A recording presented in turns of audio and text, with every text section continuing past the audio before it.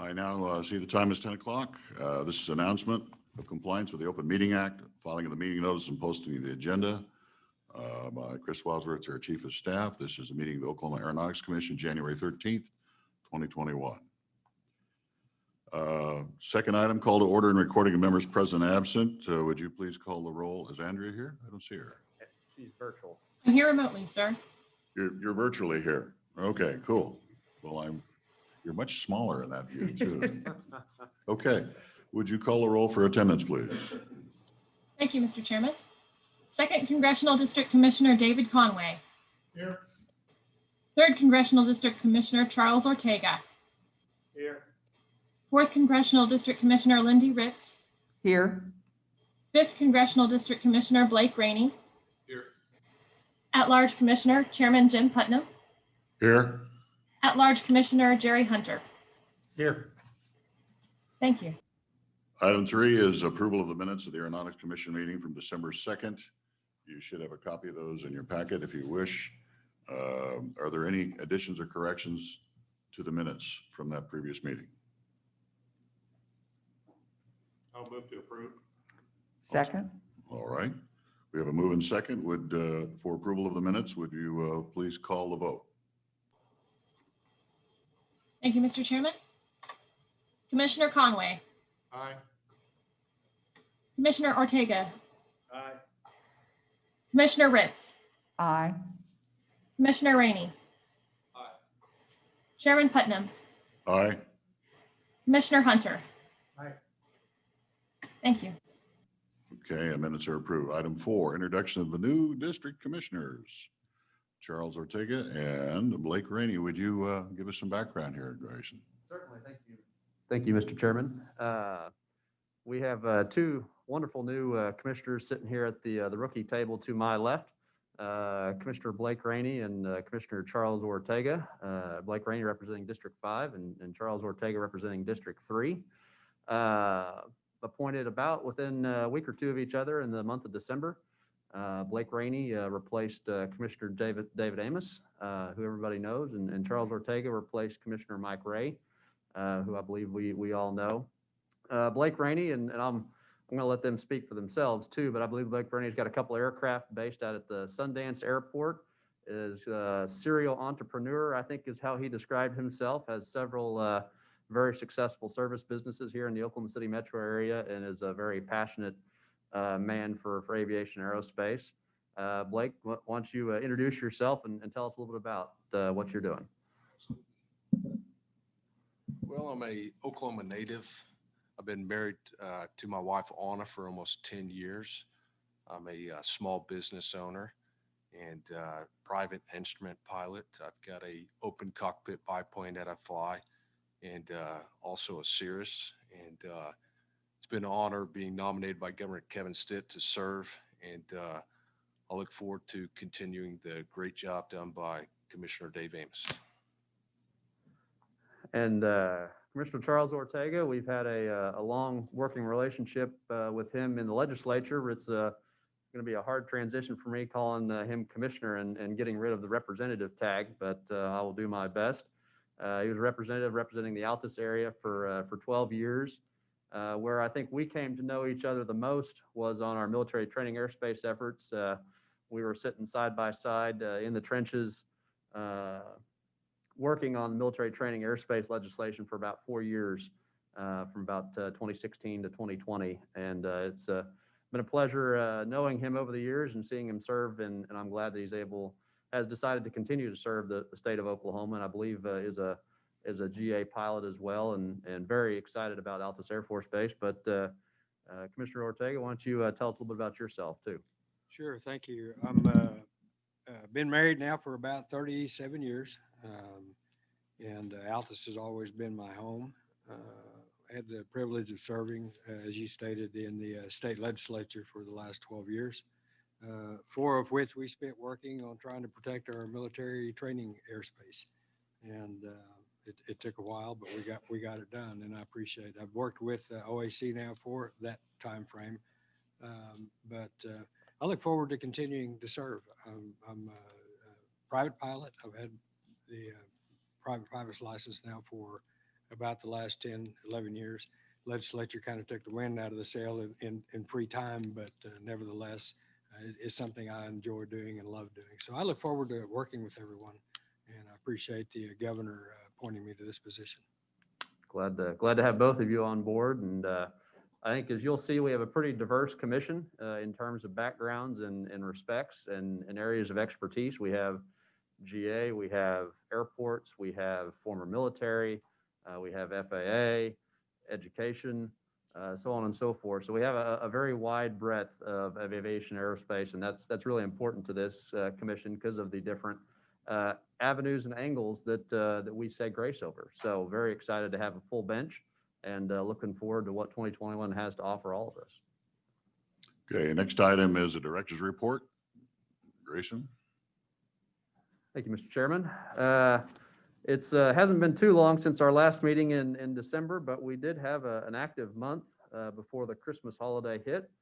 I've been giving several interviews, given my recent appointment to the position by you all, and did an interview with KSWO in Lawton, kind of explaining what the agency does, what are some of the hot topics happening in Southwest Oklahoma, particularly the Duncan Airport visit that we would had, the military training airspace legislation that we've been working on for the last 4 years, commercial air service incentives, so on and so forth, and some of the great things that are happening right there at the Lawton Airport. They're doing a big revitalization of their terminal building, which we are participating in. And so it was a good interview, and I think they're going to be welcome to future discussions about aviation and aerospace. And I know it's a big linchpin for Southwest Oklahoma with Altus Air Force Base and all the general aviation and commercial airport facilities that we have out there. So it was a good interview.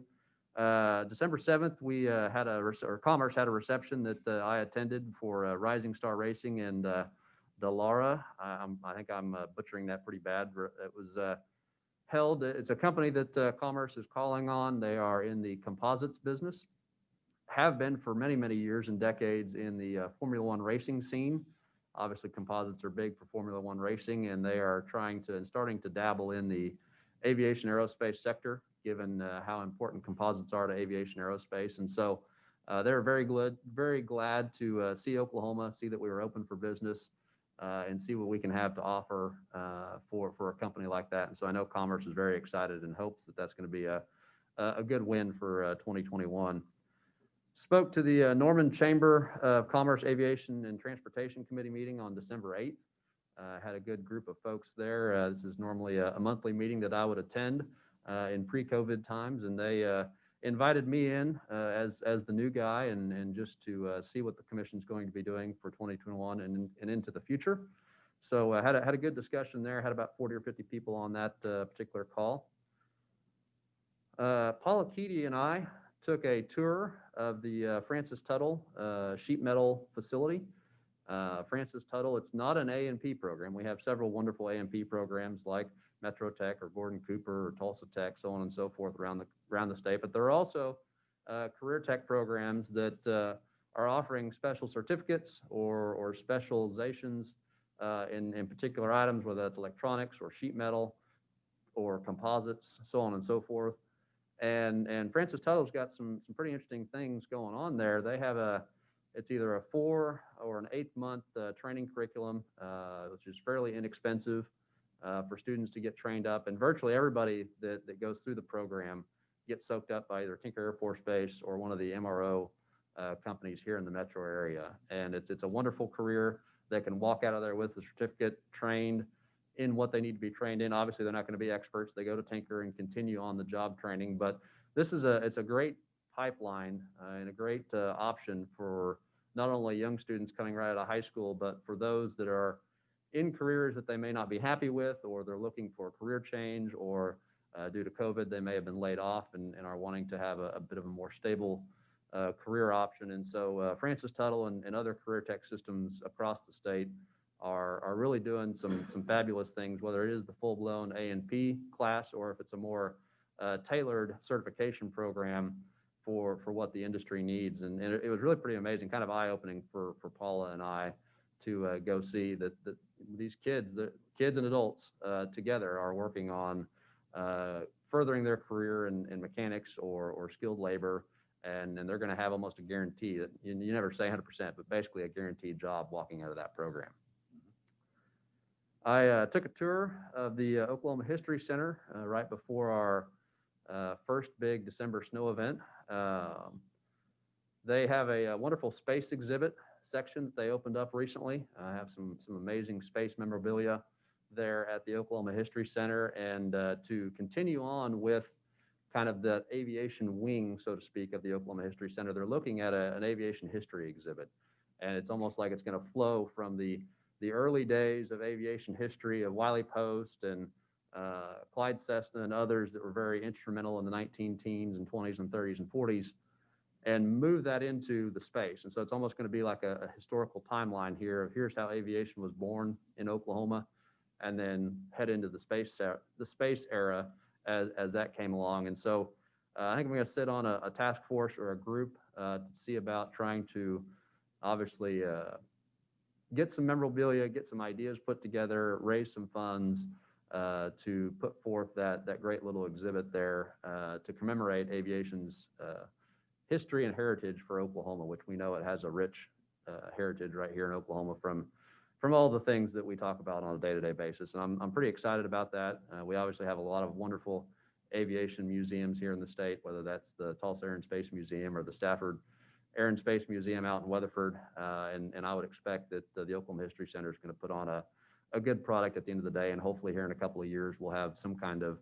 ribbon cutting ceremony for such exhibit. I was named to the Journal Records Power 15 in aviation aeronautics for the state. Was very honored to receive that. I'd heard about it and saw some of the other names that I was associated with in there, and I have a lot to live up to, given some of the other names in the Power 15.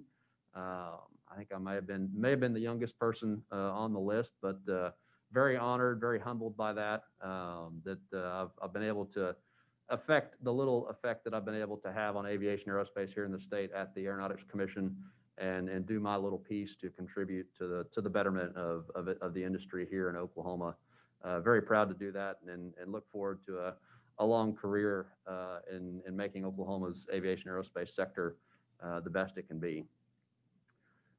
Lastly, had a great presentation from our counterparts in Colorado on a concept called remote air traffic control.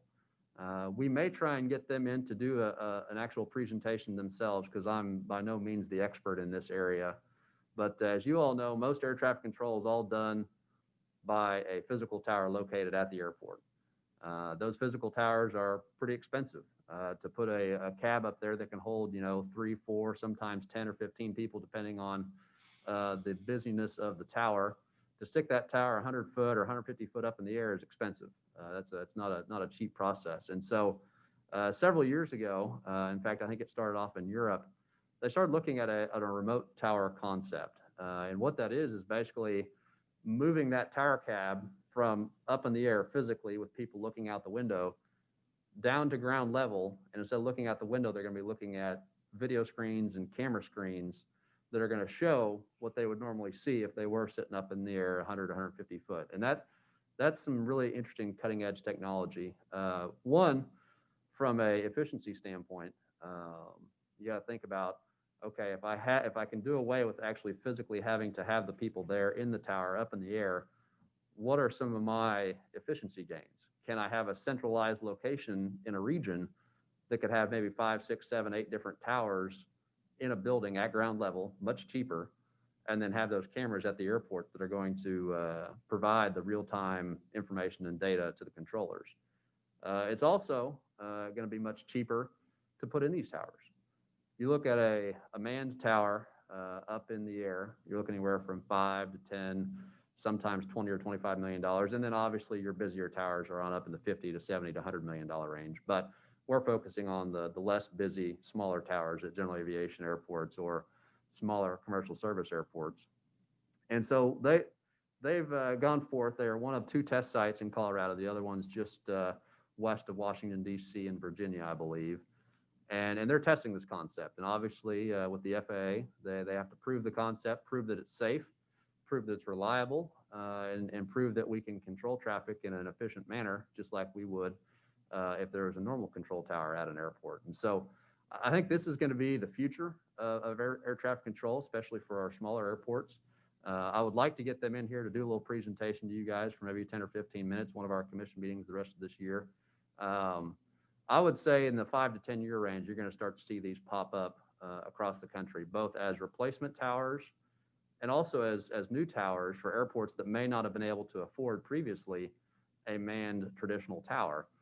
Because if it's only going to cost you $2 or $2.5 million to put in a remote tower versus $5, $7, $10 million to put in a traditional tower, that opens up air traffic services to a lot more airports and is something that's very exciting. So I don't know if we're going to do that in Oklahoma anytime soon, because obviously if it's not certified, we can't use our FAA monies. Colorado has a much larger revenue stream and they're able to fund that entirely themselves. It was about a $10 million effort to do that test site there at Colorado. And so be interesting to see where that goes. And I'm very excited about it and look forward to seeing that bit of technology happen here in the United States and maybe in Oklahoma in the future. So Grayson, what was the location in Colorado? I would have to, I believe it's Northern Colorado Regional Airport, which is just about 50 miles north of the Denver metro area. Greeley? Yeah. That might have been it. Greeley? Yeah. Fort Collins?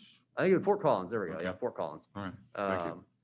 So they've got an interesting history there, and they are doing the testing that right now COVID has kind of put a pause on their certification efforts, and so that's the next step. They have it up and running, and they're going to be waiting on certification and proof of concept to FAA that yes, this can be done in a safe and efficient manner. So pretty neat stuff, and I'm looking forward to seeing it be successful. Okay, thank you. Any questions, commissioners? That concludes my director's report. All right, thank you, Grayson. Appreciate it. Item 6, financial report. Chris Wadsworth. Good morning, Mr. Chairman, commissioners. Starting out with the financial summary document. As of December 31st, the commission had an ending cash balance of $1.5 million, with encumbrances totaling $4.9 million. Estimated statutory revenues for the remainder of FY21 are $3 million, and outstanding reimbursements owed to the agency total $1.5 million, which leaves us with an expected available cash balance after encumbrances and expected income of about $1.2 million. The remaining expenditures in the airport construction program that could be incurred during FY21 total $1.4 million, provided that those funds are available and that the grants are approved. And our total year-to-date expenditures for FY21 were $4.9 million as of the end of December. Moving on to the revenue document. Total statutory revenue collected for the month of November was $419,763.80, and December was $445,048.48. Total statutory revenues collected through December of this fiscal year were $1.86 million, which compares to $2.5 million for the same time frame last year. So we're down about 25%. Just as a comparison, I would note that when we met in December, revenue as of October 31st was down about 43% compared to last year. So we are seeing improvement with our revenue collections over the past couple months, which you can clearly see in this next slide, showing that we're definitely seeing a positive trend there. Finally, on the 3-year average revenue document, you'll see that revenue collected this fiscal year from aircraft registration fees, excise tax, fuel tax, and the specialty license plates is about $466,000 less than what our 3-year average is. And then one final note, just as we did last month, the mileage reimbursement forms were emailed out to your state email addresses this morning. So for those of you who want to claim mileage reimbursement, please check that email and get that signed, and we will get those processed. With that, I'm happy to answer any questions. The only thing I heard you say was we're down 400,000 from last year at this time, and that's probably due to the COVID issues. Mr.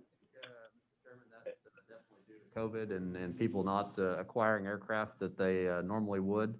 That being said, I'm still hopeful that the used aircraft market, from everything I've heard, is still pretty hot, and so I'm hopeful that even though people may not be buying brand new airplanes, people are still buying used airplanes, and that will continue our trends into the future. Obviously, we're going to hold off on granting anything new until we see some significant revenue improvements. And that's why you'll not see any new grants today. We didn't do any grants in December, and we'll just have to see what's available to us come March. I'm a fan of Louis within our means. Okay, thank you. Thank you, Mr. Wadsworth. Appreciate it. Any other questions for him? All right, moving on to item 7. Sandra, are you there for Oklahoma Women in Aviation? Morning, Commissioners. Can you hear me okay? Can you hear me? We can hear you, Sandra. Go ahead. Okay, perfect. Good morning, Commissioners. Oklahoma Women in Aviation and Aerospace Day was commemorated on December 9th of 2020 through a virtual event called Mission Opportunity. And we had an outstanding event, given that it had to be virtual due to COVID. And Tulsa International Airport assisted us with our event. We had 450 people sign up. And of that 450, about 250 people actually attended. What was interesting about this event was because it was virtual, we were able to expand our outreach in social media. And we had people from 9 countries attend Oklahoma Women in Aviation and Aerospace Day virtually. So we're pretty proud of that. And the Oklahoma Department of Transportation assisted us with our event. And we are very thankful to them for that. And our featured speakers were Lieutenant Governor Matt Pinnell, Secretary Tim Gatz, and Secretary Sean Copeland, and of course, State Director of Aeronautics, Grayson Arties. And so we just had a great time, and hopefully in 2021, we look forward to an in-person event if that's permissible. But our keynote speakers were from NASA, and you are welcome to watch it if anyone hasn't seen it yet, and I can send you the link, Commissioners. If you contact me, I'll be happy to email that to you. Okay, Sandra, thank you so much. Appreciate it. Yeah. Item 8, FAA and Oklahoma Aeronautics Commission Airport Capital Planning Process. Director Artis. Thank you, Mr. Chairman. On December 1, we met with FAA for a full day virtually to discuss all things airport projects related for the upcoming 5 years. I think it would be a good time, specifically on this item, to kind of discuss our overall capital planning process and how that works for airports, given our 2 new commissioners. And I think it would be good for everybody to have a refresher course coming up to the March meeting, which is where we typically introduce to you all our slate of new projects to the 5-year airport construction program.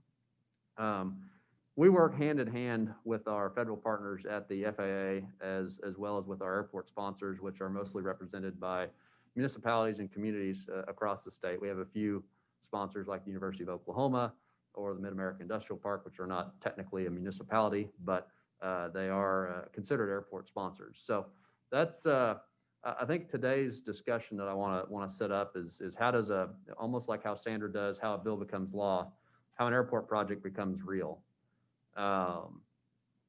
Most all of our funding, a lion's share, 80 to 85%, depending on whose statistics you look at, goes into airport pavement.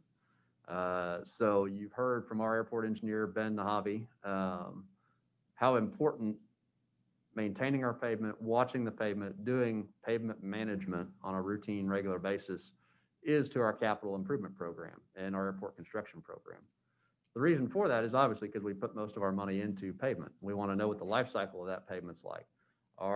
Is the pavement in such dire straits that it needs to be completely broken up and reconstructed? Could the pavement just use a little TLC and it just needs a crack seal and a seal coat and a little fresh paint? That's what the pavement management system is telling us. And so any airport construction program, any capital improvement discussion revolves around pavement. We've done a really good job here at the Aeronautics Commission over the last 20 years, thanks to my predecessors. Because if you look at where the airport system was in 1999 compared to where it is today in 2020, ending out 2020, it's night and day difference. GA airports were hurting. They're in some dire straits, and primarily thanks to Congress and our federal government for implementing the non-primary entitlement program. That's been the backbone of most all of these small improvements that we see at airports across the state. The non-primary entitlement program, or NPE as we routinely call it, allows airports in the NIPIUS that have more than 10 based aircraft to receive $150,000 a year. They can bank that money for up to 4 years to do a large project, $600,000. Back in 2000, when that first came about, 2000, 2001, you could do something with $600,000. You could do something with $150,000. That number hasn't increased any, and construction costs from that same time period, based on the studies you'll read, have increased anywhere from 40 to 60%. So the value of our purchasing power of the dollar has gone down. But that's the backbone of how our airports invest, especially the small GAs. Now we're able to supplement that we don't necessarily involve ourselves in too much. That's usually between the airport and FAA. What we do involve ourselves in is what we call our big rock projects. So big rock, multi-million-dollar, large infrastructure changes, whether it's new pavement, rehabbing existing pavement, runway extensions, new parallel taxiways, new entire lighting systems for an entire airport, so on and so forth. That's where we involve ourselves. So we have the 5-year airport construction program. Those are projects that are programmed, approved by you all in partnership with the FAA, that involve either discretionary money, which discretionary money is just as it sounds, it's discretion, at the FAA's discretion. There's state apportionment money, which is a subset of pot of money we get from the FAA that's based on our land mass and population. So 49.5% of the money is based on our land mass, 49.5% of the money is based on our population, and the other 1% goes automatically to Alaska because they're special and they have interesting aviation and aerospace things that happen up there. You'll as you get involved in aviation and aerospace in the federal government and project planning, you'll understand Alaska is its own country, basically. They get a little set aside money for everything that they do, and rightfully so, because aviation is such a vital means of transportation for Alaska. There is not a highway network like the lower 48 have, and so you'll hear me say that from time to time, that that's an Alaska set aside, or that's carved out for Alaska, so on and so forth. We get that state apportionment money. That's usually about $3.8 to $3.7 million a year. Discretionary will vary anywhere from maybe $5 million on up to $15 million a year, all based on the projects we put forth. We don't get a certain subset of discretionary money in the state of Oklahoma for general aviation. What we get is the region has a pot of money, and there's roughly estimated calculating, there's roughly a calculated level that each state could expect, but we put forth a list of projects that will compete within the region based on their scores. And then the region, we all fight amongst ourselves. And I say fight, it's not really a fight, it's more just a discussion with FAA officials. We're putting forth, as the state of Oklahoma, what we believe should be invested in as a state. And then out of that comes, okay, here's the projects we think we can support. And those are the projects that we move forward with. Those are the projects we put and recommend to you all to include in the airport construction program. Those projects are usually done on a 4-year or 5-year out cycle. We're not putting projects in year 1 or year 2 or year 3. We usually try and bring those projects in year 4 or 5. And the reason for that is those large dollar, high value projects, they have a lot of prickly items with them. There's a lot of things that go into the planning process, the environmental considerations, the justification. And so you have to do that well in advance to be able to hit all your metrics and be able to be ready to take a grant from the FAA come construction season. And so that's why we have this 5-year airport construction program. It's good capital planning process. It's good management strategy for the funding that we get from the FAA. And a lion's share of the money we do get from the FAA, about 80 to 85% of it, goes into what I was mentioning earlier, that pavement piece.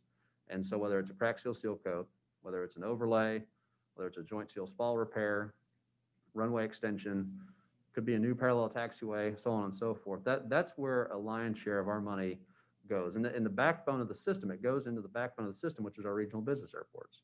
So you look at airport construction program, most of the money goes into pavement. We have the Oklahoma Airport System Plan, which you'll hear from Nick Young here in a little bit, that we're updating. That's the larger picture. That's the 20-year driving need for what is our airport system need. And we have currently 3 classifications of airports: regional business, district, community. Regional business is the big chunk of airports. That's the 49. Those are the ones that are associated with the large regional economic centers of the state. And that's the backbone of the system. That's where a majority of our state money and majority of the federal money is invested in on a regular basis. Not necessarily because we don't like the small airports, but because those airports require the most investment, they have the most pavement, they have the most activity, so on and so forth. And so I know I'm leaving you with a lot today, and I'm certainly, we probably need to have just a special meeting one of these days just to sit down for an hour and discuss capital planning process and how that works for airports get you guys to become more educated on capital planning and just make you aware of what the staff does on a day-to-day basis. But at the end of the day, capital planning, our relationship with the FAA is very, very important. I couldn't stress that enough, that we couldn't do this without our partners at the FAA. Without the federal government and the investment that they put in our airport system, we would be in a world of hurt. Just look at where we were back in 1999. FAA was still investing in airports, but not nearly to the level that they are today. And so that's the overview of how our capital planning process works. We address all those different items in our December 1st meeting. What discretionary projects do we want to put forth for the next 4-year, 5-year window? What projects are we having to massage around in the 2 or 3 year window if maybe a estimate comes in a little higher, a little lower than what we had programmed? Or what if our preliminary engineering report that we do in preparation for a discretionary project shows us of a need that we weren't expecting? Let's say that someone was out there drilling some cores and some runway pavement, and what we thought was just going to be an overlay turns out to be a reconstruction because the pavement has no base material attached to it. And really putting an overlay on top of that existing pavement would be like putting a Band-Aid on a broken leg. And so those are some of the things that we try and work out throughout the years. That's why you'll see some projects sliding forward, some projects sliding back. It really just kind of depends on what the pavement's telling us, what the engineers are telling us, and really what our funding cycle is looking like for that particular year. So that being said, I know I've shared a lot with you. I wanted to just give about a 10-minute overview of what we talked about on December 1st, kind of how the process works. But are there any questions? And please, I encourage questions, and today is not the only day you can ask questions. By all means, if there's a question or if you want to talk more about it, don't hesitate to pick up the phone, give me a call. But are there any questions that you might have about our capital planning process or how airport construction projects work? Grayson, is there any projection for the funding levels for 21? Are they going to stay about the same as last year, or do we have any insight at all? So FAA's FY 21, we are actually increasing our levels a little bit. We had a few projects slide out at the commercial level. Obviously, we all know commercial airports are being hit the hardest with COVID, and a lot of our commercial projects across the region, across the country, whereas a GA project may be 90% funded by FAA and 10% funded locally, a commercial project may only have 30% coming from FAA, and the rest of it's locally funded either through a bond prospect or through local revenues. Given the downturn in commercial air transportation activity, a lot of those projects are being put on hold by commercial airports until activity and revenue returns. And so with that, obviously GA is benefiting a little bit. We're getting a little bit more money. So we're actually being able to slide forward a project or two this year that we weren't originally able to do and was either programmed for 22 or 23. The other thing that I might mention, Mr. Chairman, is, we have this supplemental appropriation that FAA gives us every year for discretionary money. Started off as $1 billion back in FY 18. It's been $500 million for the last 2 years. This year, it's down to $400 million across the country. We're still expecting at least 1 or 2 big projects to come out of that. So that's beyond just your traditional FAA Airport Improvement Program dollars, your AIP dollars. And so I think things are looking up. Now, the key caveat to all this is, can airport sponsors come up with their match funding?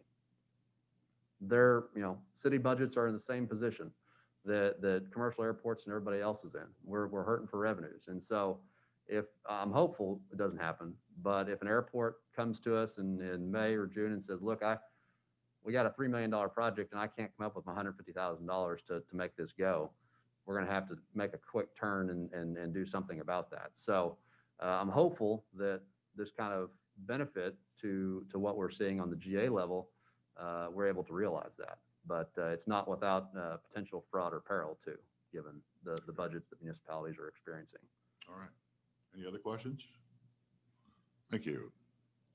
Item 9, Oklahoma Military Airspace Compatibility Assessment. and the mapping portal project. Thank you, Mr. Chairman. I'm going to kick this one off and then let one of our program managers, Thomas Galloway, provide you some of the details. The Oklahoma Military Airspace Compatibility Assessment Mapping Portal, OMACAMP as we like to call it, is an extension of a lot of the military training airspace efforts that have gone on in the state. One of the things that Representative Ortega and us, as well as the Strategic Military Planning Commission, heard throughout the legislative process was, we don't know where all these military sensitive areas are across the state. We don't know where the MTRs are. We don't know where the radar sites are. We don't know where the drop zones are. And so can you please let us know where these different sites are located? And so about 3 years ago, DOD had kind of come to us and said, look, does the state of Oklahoma, given all the issues you guys are working on, do you want to go forward with some kind of project to map out all this airspace? We were very excited, very interested. As you all know, you approved us to take a grant from the Department of Defense, about $800,000, to go forward with a project that's going to map out all this airspace available to the public so that wind energy and in any form of construction that wants to occur, specifically tall construction, can understand where these sensitive areas are up front and early so that we can start the communication process. This isn't a red light, yellow light, green light kind of map where construction's prohibited here, it's allowed over here, and yellow it may be kind of questionable. This is an opportunity to start the early communication process that, okay, if someone's going to build something in this area, they will understand up front that there may be a few more strings attached to it. There may be some negotiation that has to occur, and there may have to be some reciting that's ongoing. And so that everybody knows that going into the ball game up front, there's no questions, no issues. And so we've hired a consultant to work on that matrix. And although the project has not started typically like it normally would we would have several big in-person meetings, gather around tables, discuss it with military leaders, discuss it with wind energy leaders.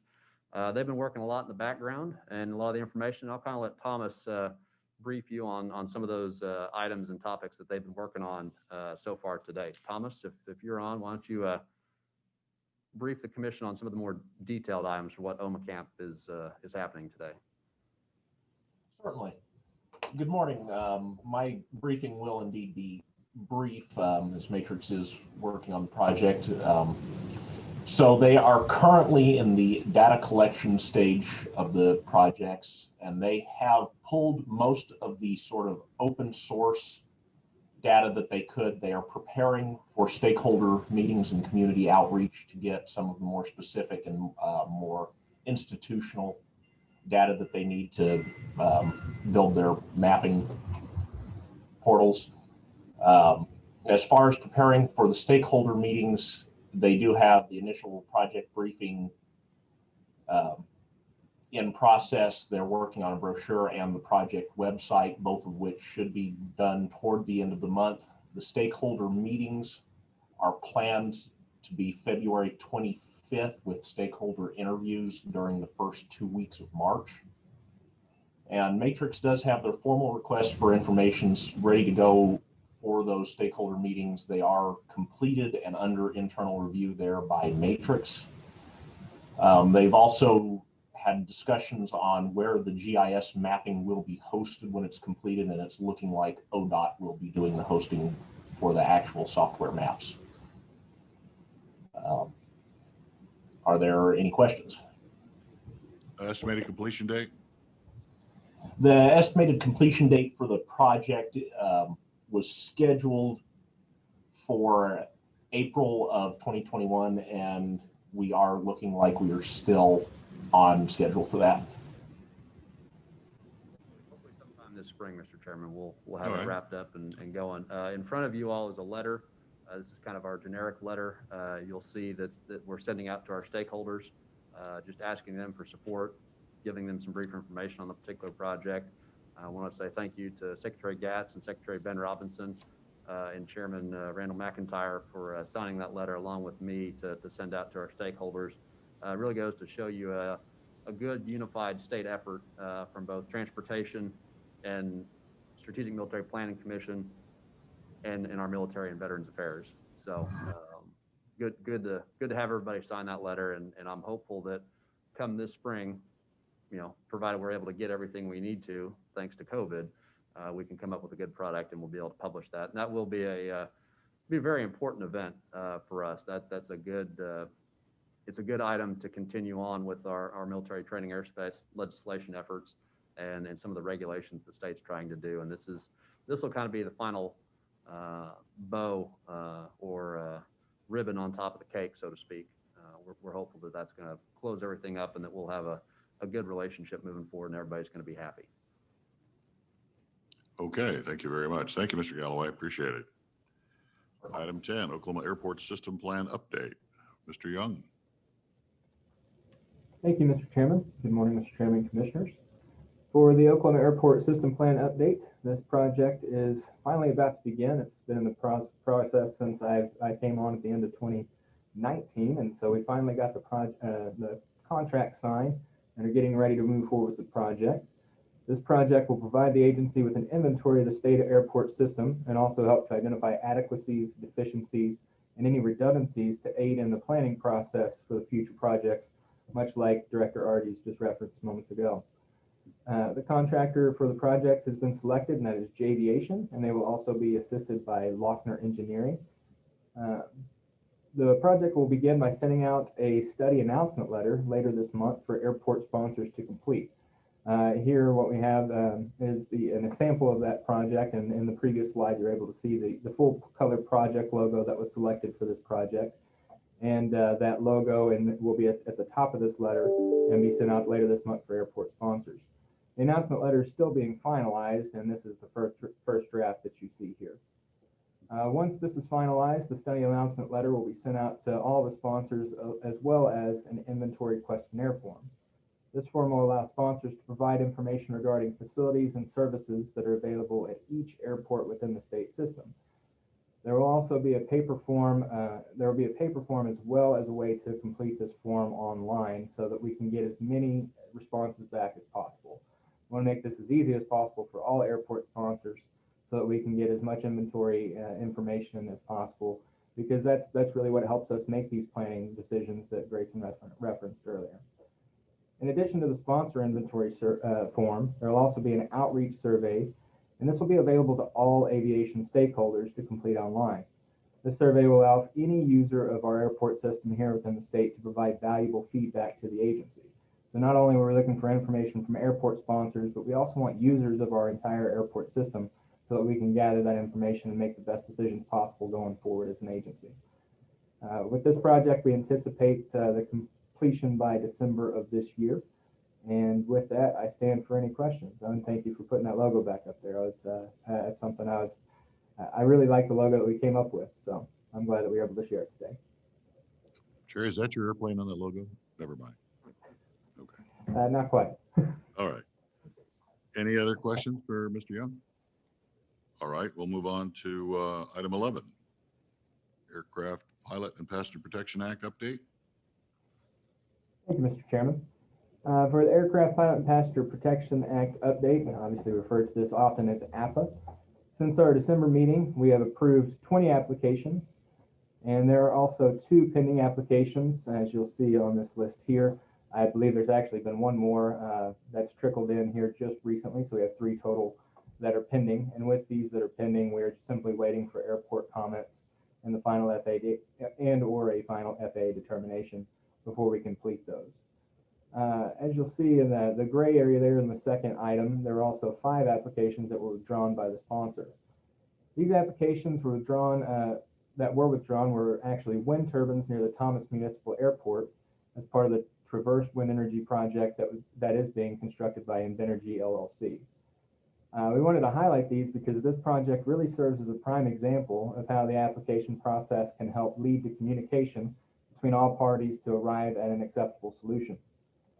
The initial project filings were made in June, both FAA and the Commission here at OAC, and so staff was able to review at that time. As a matter of fact, those were received in accordance to the legislation as referenced earlier by Commissioner Ortega and Director Arties for the wind energy legislation that was passed recently here in the previous years. So as we were reviewing those, we were able to see that of these, within this project, there were approximately 400 potential site locations for wind turbines. Usually for these types of projects, for something this size, they're looking for site locations along with a 25% or so increase. So I think that they're looking at an end goal of about 300 site locations, but the proposal was for 400, so that they had plenty of wiggle room to get them through and get the site locations they need at the end of the project. Upon our staff review, we were able to conclude that there were 8 total structure locations that would require permits according to the APA law. These 8 structures, along with several others, were also flagged by the FAA due to their potential to affect both the existing and planned instrument approach procedures, as well as the traffic patterns for the airport. Based on this analysis, our staff was able to foster consistent communication over the course of 6 months between the FAA, Airport Board, Airport Engineer, and Invenergy, as well as our airport staff, particularly Director Artie, Thomas, and myself. And we were able to have ongoing discussions to determine the most appropriate structure locations for the project. After full consideration by all parties, the final agreement was reached in December, and this led to the approval of the 3 tall structure permits that are listed there at the top of the page. Invenergy also agreed to withdraw the other 5 applications, as well as several other site locations that did not require permits that could have potentially affected the future growth potential of the airport. This case, we think, is really a shining example of how the process is supposed to work and why this process is really so important in protecting Oklahoma's public use airports. It was a long process. It was a lot of conversation and discussion, but I think all parties reached a great compromise so that they could continue to build the project and still be able to protect Thomas Municipal Airport's airport services. And with that, I stand for any questions. Any questions? Certainly. This, as Nick was saying, this really was the shining star example of how it's supposed to happen.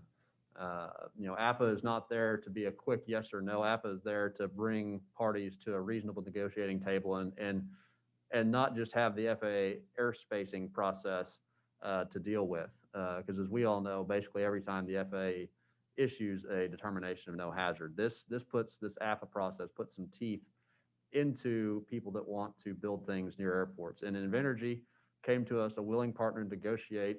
And I won't say it was all sunshine and roses, but at the end of the day, everybody did walk away happy. And everybody walked away. We walked away with a really good wind energy facility. We walked away with a protected Thomas Municipal Airport for their current approaches and their future approaches, should they desire to do at least a 500-foot runway extension on down the road. And so this is how it should be. And I know I don't want to say anything else besides that, but we've seen how it shouldn't be in some circumstances.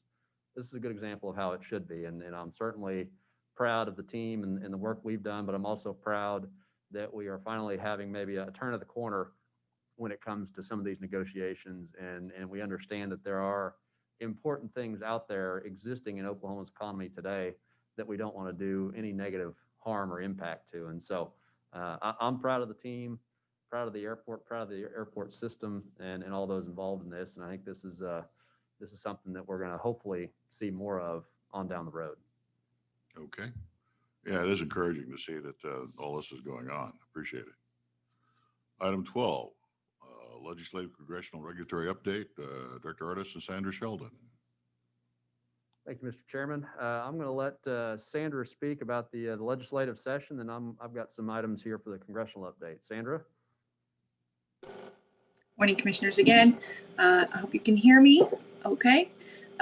So the legislature by state constitution goes into session on February 1st, and that's the first Monday in February. And at noon, the governor will give his State of the State address in the House chamber. According to my sources, I'm not sure what that's going to look like yet. They're trying to navigate COVID and usually the Senate assembles in the House chamber with the House members, and the desks are shared, and it's really quite cozy. And so they're working that out. I spoke to the Speaker's office this week, and so they're working those things out. So there's only a couple of bills this year that we're watching that are aviation and aerospace related. Senate Bill 266 is Senator Standridge's attempt to once again clean up the engineer tax credit issue with the Oklahoma Tax Commission. And so the Aeronautics Commission is assisting in that effort, and we look forward to working with Senator Standridge on that. And then Senator Rosino has Senate Bill 173. Oh, no, that's the wrong one. Senate Bill 258 will remove the cap on the aircraft excise fee. And we have previously throughout several years have discussed this, but I know we have some new commissioners, Commissioner Ortega and Commissioner Rainey. The aircraft excise tax had a cap placed on it at 4.5 million. So anything that the Aeronautics Commission gathers through our aircraft excise tax goes directly into the general revenue fund instead of going to the users of the Oklahoma airport system through airport improvements. And so we are asking the legislature to consider removing that cap. And so hopefully Senate Bill 258 will be going through the legislative process, and I'll be at the Capitol during the first week of session, shepherding those bills like I always do. And I'd be happy to visit with any of you personally.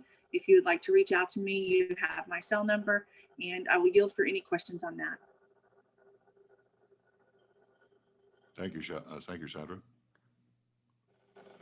Sandra, am I correct that bill filing deadline's coming up next week, and we may have some additional bills?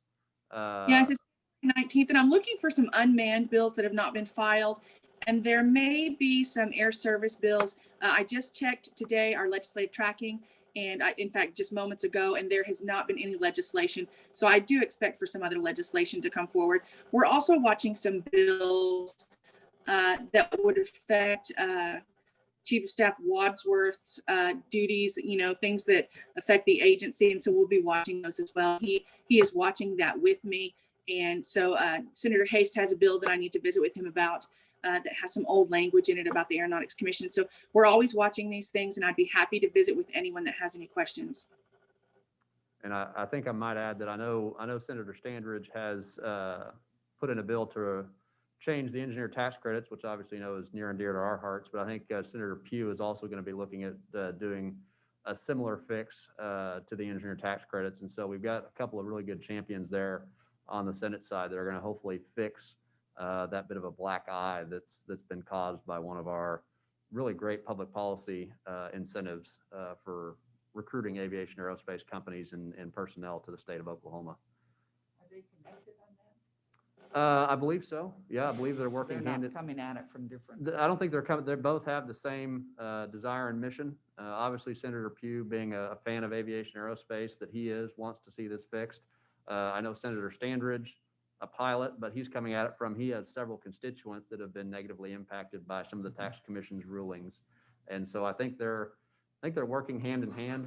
Again, I haven't been in real close communication with both of them, haven't sat them together in a room, but I think they're working on the same guiding principles. And I know former Director Vic Bird had been very instrumental in writing a lot of that fixed language last session. And so hopefully this session we're successful in getting that passed.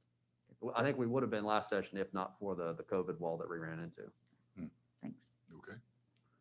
Congressional update? Congressional update. Thank you, Mr. Chairman. As you all probably saw in the news, there was an omnibus bill that was passed at the same time that the most recent COVID relief package was passed. Both had some pretty good things for aviation aerospace that we've been working on. We'll start off with the COVID relief package, aviation funding. Airports received $2 billion worth of relief. We're a little disappointed in that.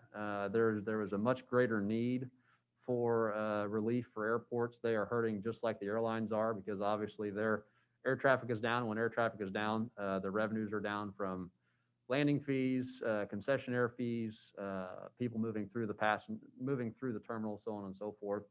And so I think the message that we're sending to congressional members across the country is that thank you, but it's not enough, and airports need more.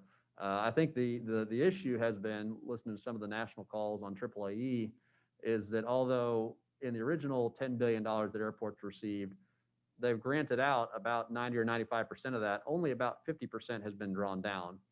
And that's not because airports haven't needed it. It's because airports are playing the long game. They're assuming this may be the only amount of money we're ever going to get for relief. And so we're crunching our expenses as closely as possible. And also the way the FAA grant process works, they can't request reimbursement until they have an expense. And most of those expenses are associated with bond payments. So they're not having their bond payments come but every month. And so they can't draw down until they have to make that bond payment. So I think the message there has been, please, we need more. We need some more flexibility with the funding you're giving us because airports are hurting just as bad as the airlines are. General aviation in this most recent $2 billion is getting $45 million. 5 of that's dedicated directly to airports with contract towers. And so 40 million will get split up amongst the GA airports. Just to give you a sense, last time GA received $100 million. So most airports, I think, are going to expect to receive anywhere from 35 to 45% of what they did the last go around. Obviously, very supportive of that, but again, a lot of GAs, they're singing the song that, yes, we are still being impacted, we're still hurting, and we need some additional funding. The payroll support program got $16 billion, 15 for passenger air carrier workers, and $1 billion for contractors. There was also a provision in the airports piece, $200 million going to commercial airports for concessionaires. Obviously, concessionaires are hurting just as much as airports are. No people coming through the airport, therefore no one's buying food or magazines or drinks, so on and so forth. And so I know concessionaires were very glad to see that. Moving on to the appropriations omnibus package, as I had mentioned earlier, $400 million for supplemental discretionary grants were approved for FY21. There's an interesting program, $100 million for the transportation demonstration program.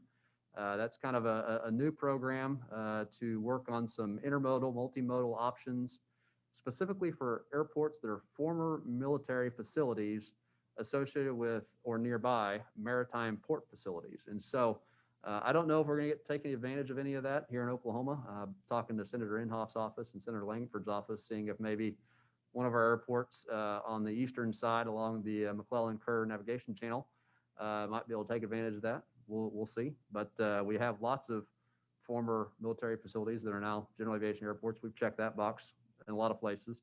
We'll see if we can also check the maritime port being in the vicinity too. Other provisions included in that, I think you all have heard about our AWOS issues and that the benefit cost analysis that an airport has to go through to justify needing an AWOS is overly burdensome. Airports like Shawnee or Tahlequah or Grove couldn't compete or couldn't pass the BCA. And those are some of our, higher up, bigger general aviation airports out in rural Oklahoma.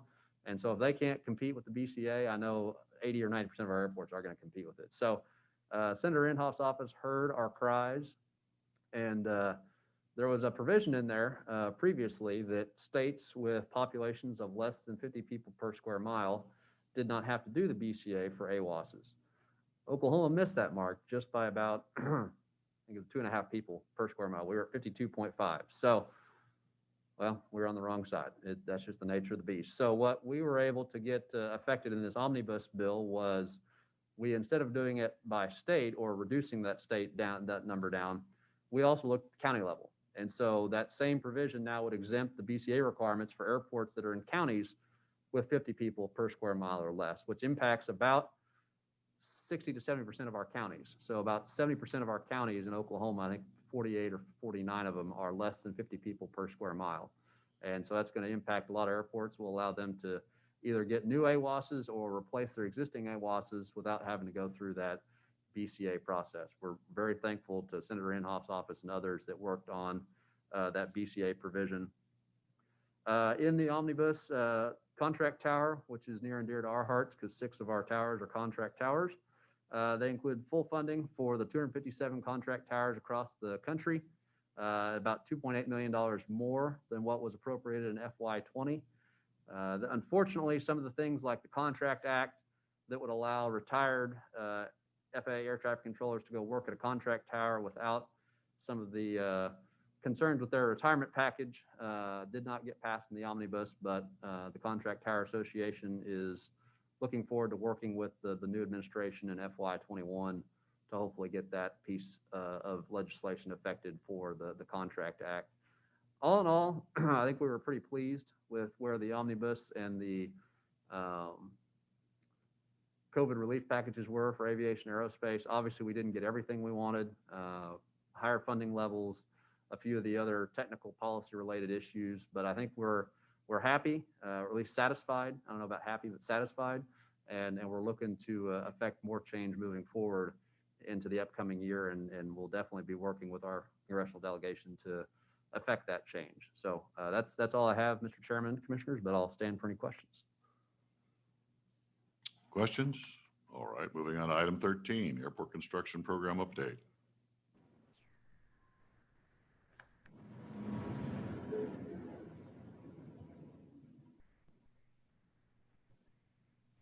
Hello, Ben. Oh, okay. I was waiting for you. I was not sure. Okay. Good morning, Commissioner. Sorry about that, guys. We had a change order for the project at Antlers, Oklahoma. The project included extending the runway for 700 feet. The change order is due to a slight overrun on construction. The total additional cost will be over $381, and it will be funded with $362.49 of the state fund and slightly over $19 with a sponsor fund. Next slide, please. The other project, we have a project at Kingfisher Airport, which is included in this year's construction program as well. The project consists of reconstructing the taxi lane and apron area. If you can go to the next slide, please, then you can see the picture. Thank you. Currently, the pavement serving the hangar area and the main apron area that are exhibiting significant distresses like cracking, rattling, and block cracking. Given the age of the pavement and its current condition, it's time to reconstruct the full pavement section as a rehabilitation would not provide for a long-term solution to the pavement distress. The estimated cost for design phase of this project is $39,300. It will be funded with over $37,000 of a state fund and almost $2,000 sponsor matching fund. And the staff recommends the approval for design costs of this project. I'm standing for any question you may have. So this is all going to be funded by us and the locality. Correct. And there's no federal money available. Kingfisher is not in the NIPIUS, Mr. Chairman. Yes, I have that same brow raise that you do. We have actually been working to try and get them into the NIPIUS because they do meet all the criteria. They have about, I think, 15 or 16 based aircraft now. They are more than 30 miles from the next nearest NIPIUS airport. And so I love our FAA partners. Sometimes in this particular case, I'm not a fan of our FAA partners. They've been throwing up the bureaucratic roadblocks from time to time. But this is one of those airports that we believe earnestly should be included in the NIPIUS, and we'll be fighting for that along with our congressional delegation, Senator Inhofe, Senator Lankford, and Congressman Frank Lucas, to try and get this into the NIPIUS. There's a few airports in the system, as you all know, that are state only. Some of those are really good airports like Broken Bow or Chattanooga or Anadarko. All of them have more than 10 based aircraft, but those are too close to the next nearest NIPIUS airport. Kingfisher meets both criteria in my mind, and we've been fighting for about a year and a half now on this one. So I'm hopeful we're going to be successful, but for the time being, it's the state only airport. Okay, thank you. What's their holdup? What's FAA's issue? Well, I could probably sit here and talk to you an hour about why I think FAA is hold up, but I think that what it really boils down to is FAA is not interested in increasing airports in the airport system, and they are actually in the business of taking airports out of the system. And I understand there are probably some airports, some low activity airports, some airports that may have one based aircraft or no based aircraft or very little activity, but it's just it's a whiteboard approach. It's just a clean swipe, black and white. They don't want any airports coming into the system.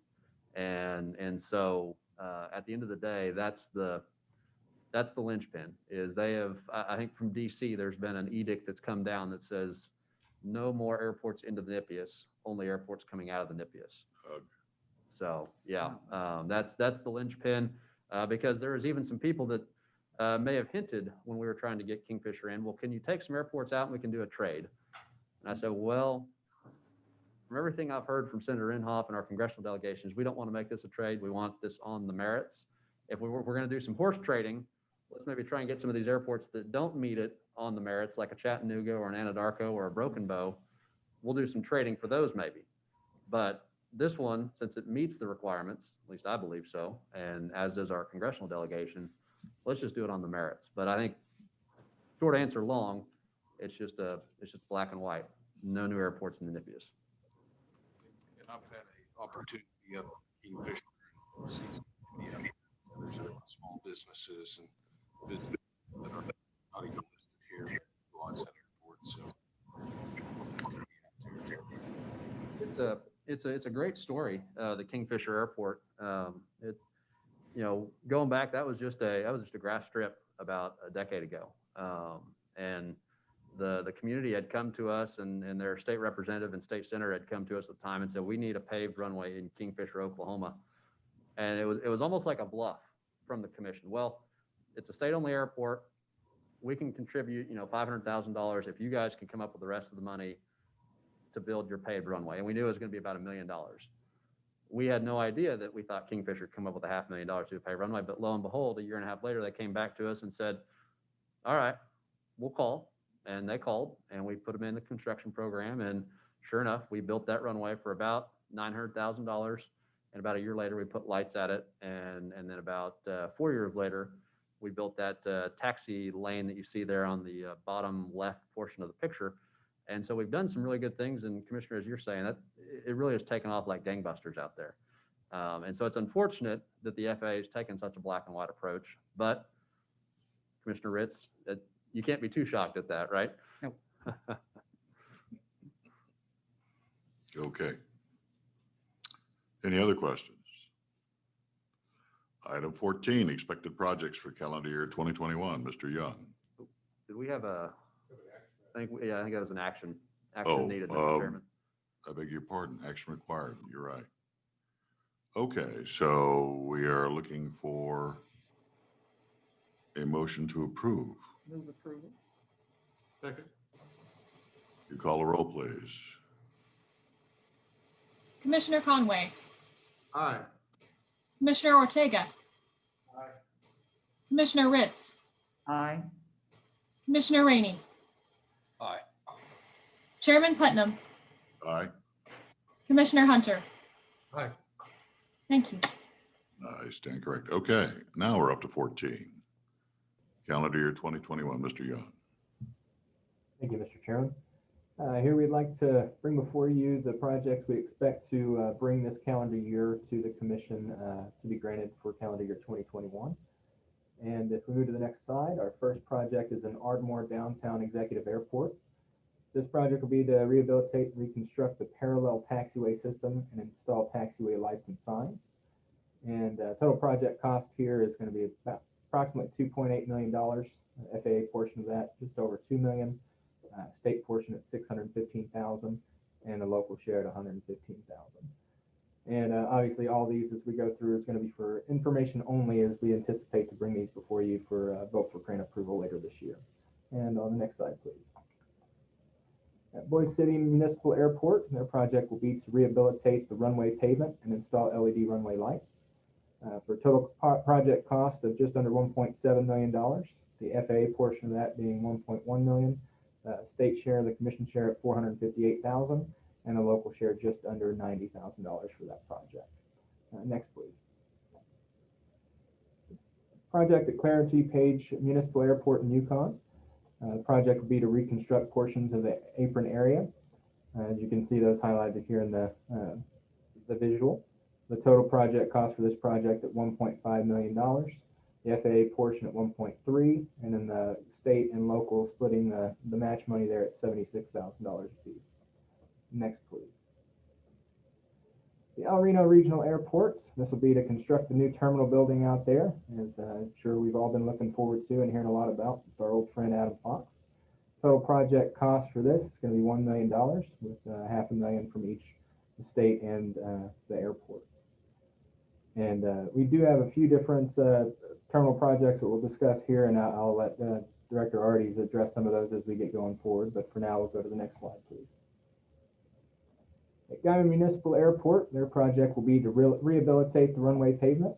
The total project cost of just under $2.4 million there, with 2.1 coming from FAA monies, and then the local share being $126,000, and then state covering $110,000 of that project. Next, please. The Jones Memorial Airport in Bristow, Oklahoma. I'm sure, as we all know, there's been a lot of activity and construction going on out in Bristow of late. This particular project would be to construct and rehabilitate the apron pavement, as well as to construct the terminal building. Also part of this project will be to install self-service fuel, but the commission will not be participating in that portion of the project.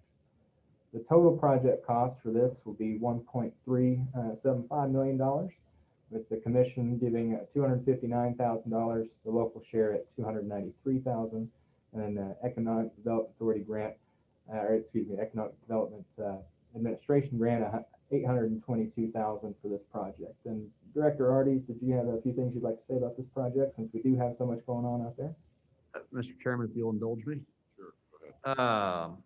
On Bristow Jones Memorial, you'll remember this is a saga that has been continuing from the several administrations ago, trying to get the new runway. As part of that, we worked with Inhofe's office, former Secretary Gary Ridley, and others to get an EDA grant to basically close the deal on what was a large FAA grant to do this new runway project. Bids came in so good that it turns out we didn't need the EDA grant for the runway. But with that being said, we didn't want to just turn back the money that we'd received and worked so hard for. So we pivoted and moved towards using that money for other benefits for the airport, and came up with the fuel system and the terminal building idea to be the next most beneficial projects for the airport. And so that's what this project is here. It's been a continuation since 2016, just trying to figure out and how we're going to work through. And I will say that sometimes working with EDA makes you really want to work with FAA, but we're very glad to receive the EDA funding, and certainly happy about it. And I'm hoping that it's going to be a really good end product. And I think, like everybody experienced at the ribbon cutting last summer, this is going to be a up and coming airport for the Southwest Tulsa metro area. And once this gets built and the parallel taxiway is finished, and they have some more hangar development going on out there, this thing's going to be a very vibrant airport. So just wanted to add that to the conversation on this particular project. Okay, any other comments on this section? All right. Item 15, review of upcoming aviation aerospace events. Sandra. My apologies, Mr. Chairman. Commissioners, I want to take the opportunity to visit with you today about Aero, Oklahoma. And yes. Oh, hold on, I don't think Yes. I don't think Nick was done yet with the rest of the projects. Guys, go ahead, Nick. Yeah, not a problem at all. Sorry about the confusion there. The problems of half virtual, half in person. So my apologies, Mr. Chairman. Moving on from the Bristow project we just discussed, we go to the Kingfisher Municipal Airport project that Ben spoke about just a minute ago. Obviously, he was talking about the design costs there to rehabilitate the taxi lane and the apron area. But the total project cost for that is anticipated to be $400,000, with $380,000 from the commission and the local share being $20,000. And next slide, please. This project for McCurtain County Regional Airport in Idabel is to install odles, omnidirectional approach lighting system. Total project costs anticipated $350,000, with the commission covering $332,000 and the local share being $17.5 thousand. And next slide, please. The Seminole Municipal Airport, this is for phase 2 of the parallel taxiway realignment project out there. Total project cost anticipated $500,000. The FAA covering $450,000 of the project cost, and then the local airport and the commission splitting the rest at $25,000 apiece. Next slide, please. At Thomas P. Stafford Municipal Airport in Weatherford, Oklahoma, this is to construct their new terminal building. Total project cost for this one is anticipated at $1.5 million. The state covering $500,000 of that, and the local share being $1 million. Obviously, as we said before, we have several terminal building projects. One being mainly because the El Reno project slid back a little bit, so it would be in the first portion of the calendar year, and then the Thomas B. Stafford terminal building moving toward the back end of the calendar year for this year. Next slide, please. At Watauga Regional Airport, they're looking to reconstruct the runway 1735 and the connecting taxiways and install LED runway lights. Total project cost $2.1 million. The FAA covering just shy of $2 million of the project, Commission covering $100,000, and the local share at $116,000. Next slide, please. And this will be the last project that we discuss. This is at Wiley Post here in Oklahoma City.